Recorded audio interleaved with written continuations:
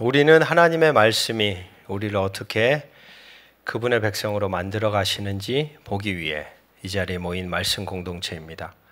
우리 모두 이 사실을 기억합시다. 하나님이 여러분 모두와 함께 하시기를. 아멘. 잠시 눈을 감아 보시겠습니까? 그리고 숨을 깊이 한 모금 들이마시고 그리고 다시 내뱉으시고 급하게 달려왔던 우리의 마음의 분주함을 이 시간 잠시 멈춰 세우십시다. 그리고 다시 깊이 숨을 마시고 들이내쉬면서 하나님이 오늘도 우리 가운데 함께 하신다.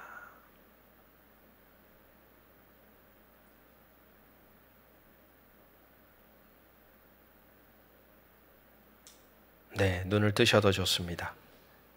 좌우 앞뒤 인사 나누시죠.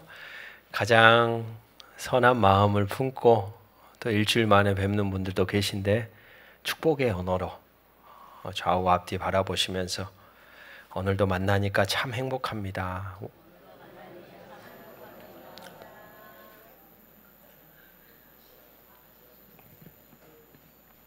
잘 살고 계신가요? 예, 이제는 절 봐주시면 됩니다. 별로 못생겼지만 저를 봐주시면 제가 준비한 말씀을 잘 전달해 드리겠습니다.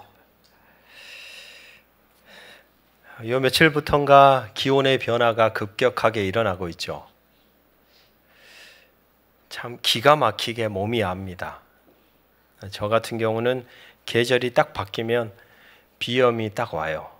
그래서 입천장이 간지럽기 시작하고 눈 가운데가 막 간질간질하고, 그래서 이 며칠은 아침에 딱 일어나자마자 그게 아주 가장 심하거든요. 그러니까 거의 죽을 맛입니다. 아마도 몸이 싫어하는 것 같습니다. 뭘 싫어할까요? 변화를 싫어하는 거예요. 나 안 변하고 싶은데 왜 자꾸 변하라고 그래? 환경이 막 변하니까 난 거부할 거야. 몸이 막 이렇게 발악하는 것 같은 느낌. 분명한 것은 제 몸이 계절의 변화를 알아차리고 있다는 것이겠죠. 여러분, 그러면서 고개를 돌려 우리가 사는 세상을 향해 고개를 딱 돌려봅니다. 놀랍게도 계절을 따라 변해가는, 환경을 따라 그리고 때를 따라 말하지 않아도 알아서 참 알맞게 자신들의 모습을 갖추어가는 피조 세계의 흔적을 마주하죠. 이 열매는 끝까지 붙들고 있어야 돼? 아니요. 절대 그러지 않습니다.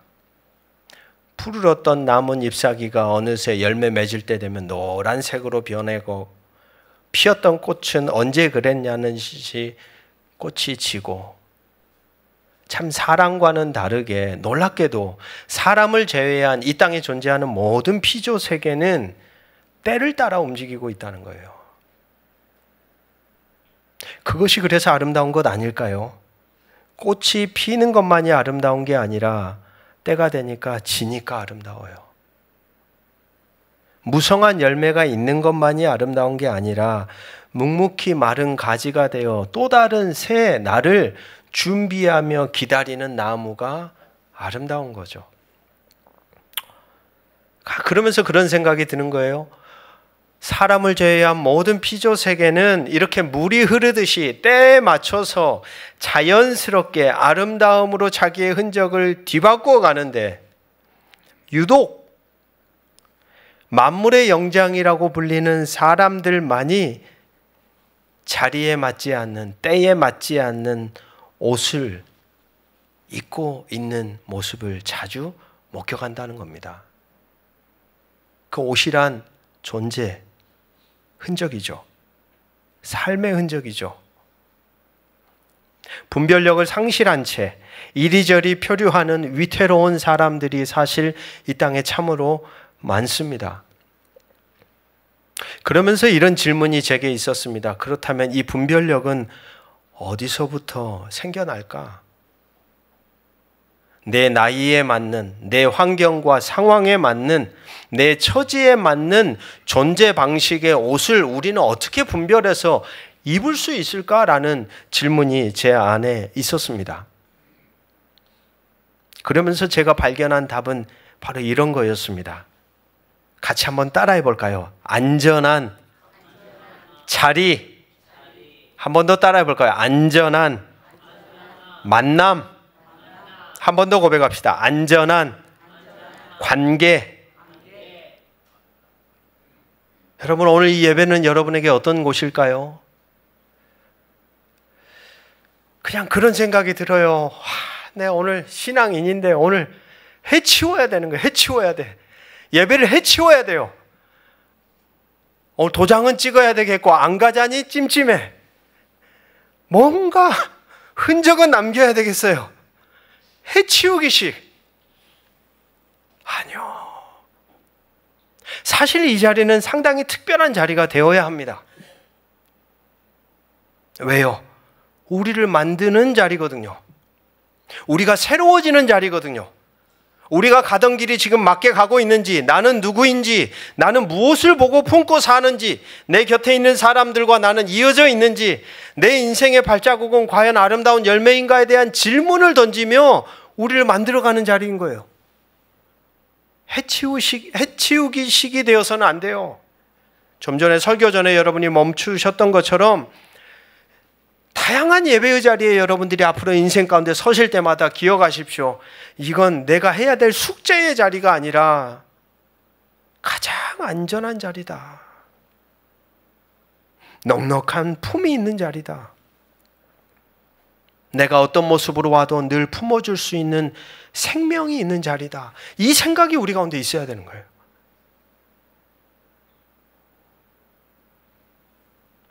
어린아이들이 자랄 때 바로 이런 품을 부모와 자녀의 관계 안에서 안정적으로 느끼면서 아십니까? 이 아이들이 자라가면서 이제 자기의 삶을 어떻게 해나가요? 주체적이면서도 능동적으로 세상에 굴하지 않고 인생의 길을 힘들어도 걸어가거든요. 사실 인간이라는 존재에게 가장 중요한 게 뭘까? 저는 생각해 볼 때 관계라고 생각합니다.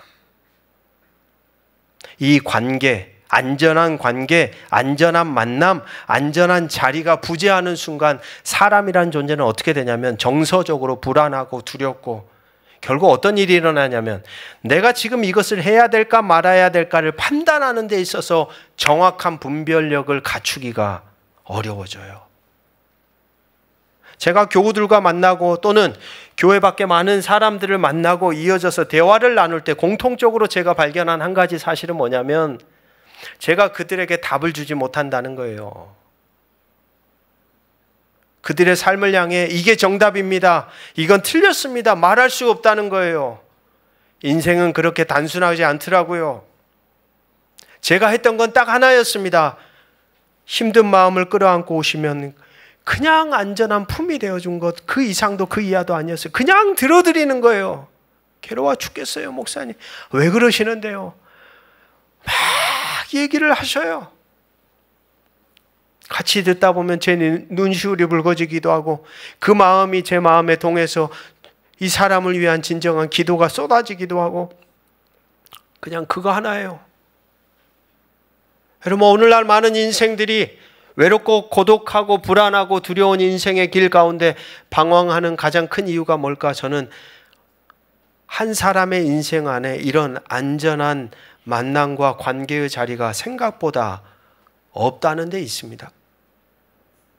평생을 살아와도 부부와의 관계 안에 이런 자리가 없어요. 비극인 거죠. 평생을 친구처럼 관계를 맺어왔는데 이런 안전한 만남과 든든한 관계의 자리가 부재해요. 늘 불안한 거예요. 하지만 여러분, 일단 가장 중요한 거, 사람들이 나에게 어떤 상처를 주고 나를 외면하고 나를 향하여 돌아설지라도 가장 중요한 변하지 않는 가장 안전한 자리가 있음을 저와 여러분이 기억하기를 주의 이름으로 축복합니다. 하나님의 품이죠. 그 품 안에 서 있다 보면 여러분 마음이 고요해집니다. 그리고 내가 어디로 가야 할지 고민할 때 내 마음이 바르게 볼 수 있는 눈이 생겨나요. 그러니까 문제 해결이 먼저가 아니라 내가 지금 누구와의 관계 안에 존재하고 있는가를 바르게 인식하는 것이 여러분의 삶의 길을 바르게 보게 하는 길이다라는 사실을 기억하시면 좋겠습니다. 하나님의 품만이 안전한 품이 되어서는 안 됩니다. 좌우 바라보시면서 고백합시다. 내가 당신에게 안전한 품이 되겠습니다. 노력하겠습니다. 할렐루야. 하나님이 우리를 통하여 하나님을 대신 경험할 수 있도록 우리를 이 땅 가운데 존재하게 하셨어요. 누군가에게 그런 품이 되어 주십시오. 생각만 해도 어떠세요? 행복하지 않아요? 품이 되는 거. 오늘 말씀을 풀어가 보시죠. 여러분, 아주 귀한 손님이 집에 오신다고 생각해 봅시다. 당장 뭘 하시겠습니까? 며칠 전부터 집안 구석구석을 쓸고 닦고 가장 좋은 그릇들을 꺼내고 정석권 메뉴는 뭘 할지를 고민하며 준비하겠지요. 그리고 우리는 할 수 있는 한 최선의 것으로 그 내가 정말로 존경하고 사랑하는 사랑을 향해 마음과 정성과 뜻을 쏟아서 내 존재를 다해 세팅을 할 겁니다. 오늘 여러분들이 읽은 본문이 바로 그와 비슷한 장면이라고 보시면 됩니다. 솔로몬이 바로 그런 마음으로 온 나라의 운명을 걸고서 하나님을 위한 집, 다시 말해 성전을 짓는 이야기, 그것으로 가득 차 있죠. 7년이라는 긴 시간 속에 당대 최고의 기술이라고 불리웠던 사람들을 다른 나라에서까지 불러들이면서까지 이 성전을 조각하기 시작합니다. 가장 값비싼 재료들로 아주 그것을 구성해가지고 딱 만들어가는 이야기가 어제 그제 우리가 매일 성경을 통해 쭉 읽어왔던 이야기들이죠. 여러분, 이러한 성전이 완성되었을 때 솔로몬도 그렇고 백성들도 그렇고 마음 안에 어떠했을까요? 감격과 자부심이 하늘을 찌르듯이 높아졌을 것입니다. 이제 하나님이 우리와 함께 거하시는구나. 이 거룩하고 웅장한 집이 바로 그 증거야 라고 생각했을 거란 말입니다.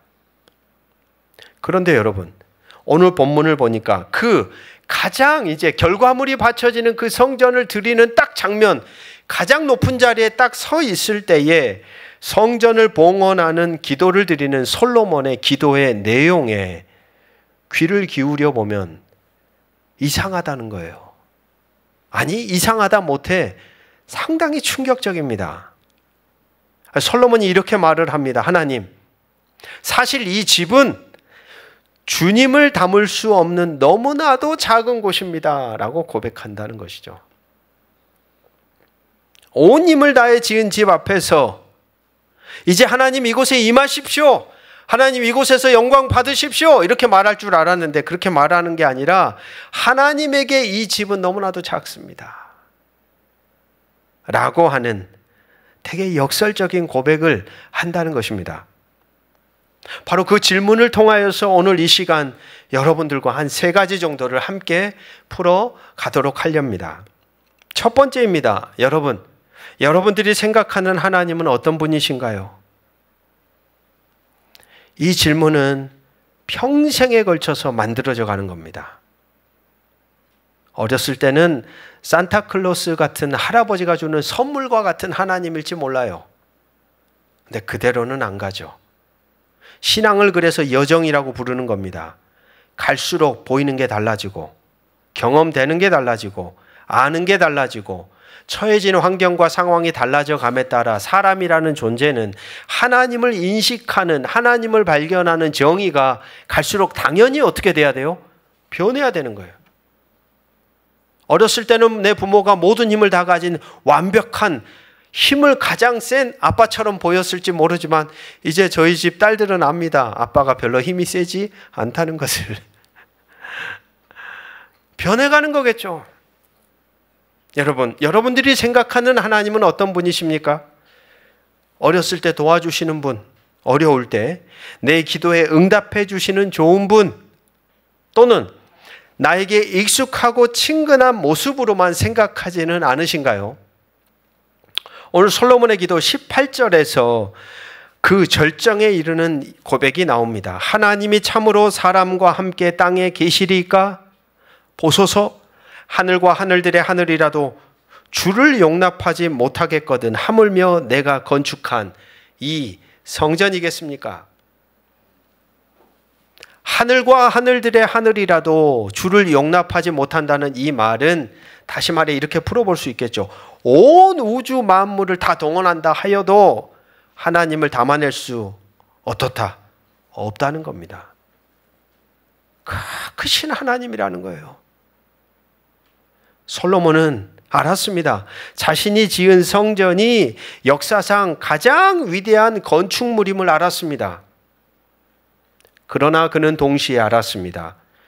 그렇게 인간이 만들어 놓은 위대한 성전조차도 하나님 앞에서는 한 점 먼지와 같다는 거예요. 하나님의 존재를 드러낼 수 없다는 겁니다. 하나님이 그 자리에 머무를 수 없다는 겁니다. 여러분, 제가 보기에 이것은 바로 신앙의 가장 중요한 출발점이라고 생각합니다. 우리가 믿는 하나님은 우리의 이해와 경험, 우리의 논리와 상상 너머에 계시는 분이에요. 그것을 인정하는 게 필요합니다. 같이 한번 선포합시다. 하나님은 너무나 크십니다. 할렐루야. 크신 분이에요. 여러분, 우리의 생각 속에 가두어지는 하나님이라면 하나님 어떻게 느껴지세요? 얼마나 작습니까? 내 머리로도 이해되는 부분도 있지만 이해되어지지 않는 더 크신 하나님이심을 고백하는 게 맞겠죠. 그러나 우리는 자주 하나님을 작은 상자 안에 가두려는 유혹에 빠지죠. 내가 경험한 하나님만이 진짜 하나님이야. 우리 교회가 가르치는 교리 안에만 하나님이 계셔. 심지어 오늘날 우리가 함께 예배하는 이 아름다운 예배당이 하나님의 집의 전부인 것처럼 생각할 때가 있다는 말입니다. 그러나 오늘 성경은 단호하게 말합니다. 우리가 만든 그 어떤 상자도 하나님을 다 담을 수는 없습니다. 외형적인 것도 또는 내면적인 것도 어떠한 정의도 하나님을 다 담아낼 수는 없어요. 하나님을 우리의 이해와 경험이라는 상자에 가두려는 모든 시도는 결국 금송아지를 만드는 것과 다르지 않는 하나의 우상 숭배가 된다는 것입니다. 오늘 솔로몬은 바로 그 위험한 우상 숭배 앞에서 하나님, 이 성전이 결코 주님을 가두는 감옥이 되지 않게 하옵소서. 주님은 이곳에 갇혀 계시는 분이 아닙니다 라고 선포하고 있다는 점을 우리는 주목해야 합니다. 두 번째입니다. 그러면 이런 생각이 들죠. 그렇다면 성전은 의미가 없습니까? 그렇다면 성전은 무용지물인가요? 하나님은 저 멀리 하늘에만 계시고 이 땅에 우리와는 아무 상관이 없는 분이라는 뜻일까요? 그렇지 않습니다. 오늘 솔로몬의 기도는 곧바로 놀라운 반전과 놀라운 은혜의 말씀으로 이어집니다. 19절과 20절 말씀입니다.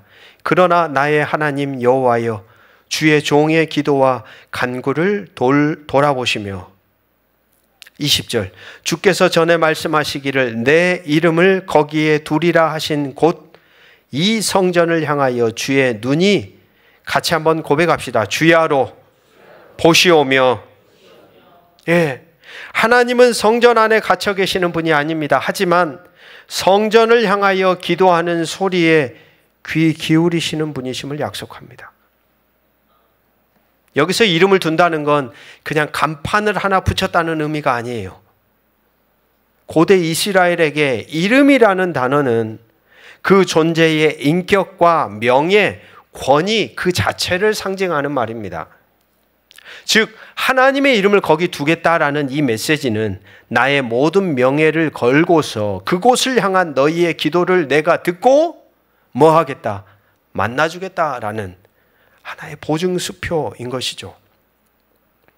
여러분, 온 우주에도 다 담을 수 없는 그 크신 하나님이 자신의 모든 명예를 걸고 이 작고 초라한 땅의 한 공간을 향한 우리의 시선과 기도를 외면하지 않겠다는 약속입니다. 이것은 은혜이죠. 우리가 하나님께 닿을 수 없기 때문에 하나님께서 우리에게 찾아와 주시는 것입니다. 여러분, 한 나라의 대통령이 너무 바빠서 모든 국민을 일일이 만날 수는 없습니다. 모르겠습니다. 지금 이재명 대통령은 어떻게 하고 있는지. 그러나 만약 대통령이 매주 금요일 오후 2시 청와대 앞 사랑채에 오는 모든 국민의 이야기를 직접 듣겠다라고 약속하면 어떻게 될까요? 그 약속 하나 때문에 그 사랑채라는 장소는 어떻게 집니까? 아주 특별해지는 것이죠. 대통령이 거기에 갇혀 사는 존재는 아닙니다만 그곳은 누구를 만날 수 있는 장소가 돼요? 대통령을 만날 수 있는 아주 신뢰로운 장소가 되는 것이에요.